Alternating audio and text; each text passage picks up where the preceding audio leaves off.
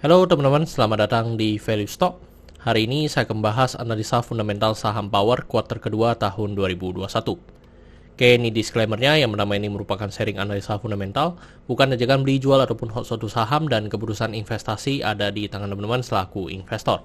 Yang ketiga, dari analisa fundamental ini bisa dijadikan referensi untuk analisa saham-saham yang teman-teman miliki. Oke, pertama-tama kita masuk ke bisnis model dari saham Power ini.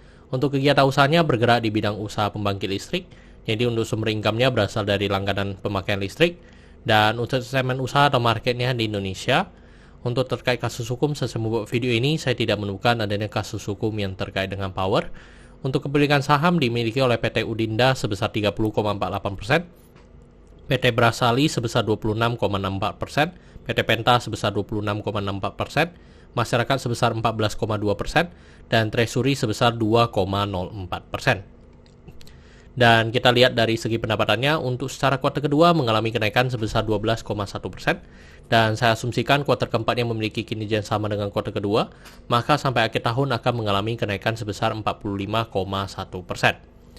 Dan dari segi net profitnya juga mengalami kenaikan, dan kenaikannya sebesar 12,4%. Dan seperti tadi saya asumsikan kuartal keempatnya memiliki kinerja yang sama dengan kuartal kedua, maka sampai akhir tahun akan mengalami kenaikan sebesar 6,2%. Dan dari segi asetnya juga mengalami kenaikan, dan kenaikannya sebesar 2,1%. Untuk dari segi utang juga mengalami kenaikan, dan kenaikannya sebesar 1,7%. Untuk dari segi modal juga mengalami kenaikan, dan kenaikannya sebesar 2,5%. Oke teman-teman, ini merupakan summary laporan keuangannya dari 2014 sampai 2021. Di sini saya akan membahas tentang rasio keuangannya. Yang pertama adalah MPM atau Net Profit Margin. Untuk Net Profit Margin 2021 ini sekitar 15,79%. Jadi masih di bawah ya dibandingkan dengan tahun sebelumnya. Terus untuk dari segi EPS-nya di 73 dan membuat PER-nya itu di 8,61 kali. Untuk dari segi PER kita bisa lihat mungkin ini merupakan PER yang paling rendah untuk dari saham Power ya, dari 2014 sampai 2021 ini. Terus untuk dari segi book value sekarang di 599 dan membuat PBV-nya di 1,04 kali. Dan kalau kita lihat juga secara histori ini merupakan PBV yang paling rendah dari saham Power. Terus untuk dari segi DER-nya di 1 kali. Untuk dari segi ROE-nya di 12,12% dan dari ROA-nya di 6,05%. Oke teman-teman, saya membuat video ini untuk harga sahamnya di 625, dan dari analisa fundamental saya bisa mendapatkan nilai intrinsic value-nya sekitar Rp800. Jadi masih memiliki margin of safety 28%. Dan ini kesimpulannya, yang pertama dari produk dan jasa saya berikan oke karena saya melihat perusahaan ini mampu bertahan 5-10 tahun ke depan. Untuk GCG saya berikan oke karena tidak memiliki kasus hukum. Yang kedua memiliki pemegang saham mayoritas. Untuk revenue, net profit, dan aset saya berikan oke karena mengalami kenaikan.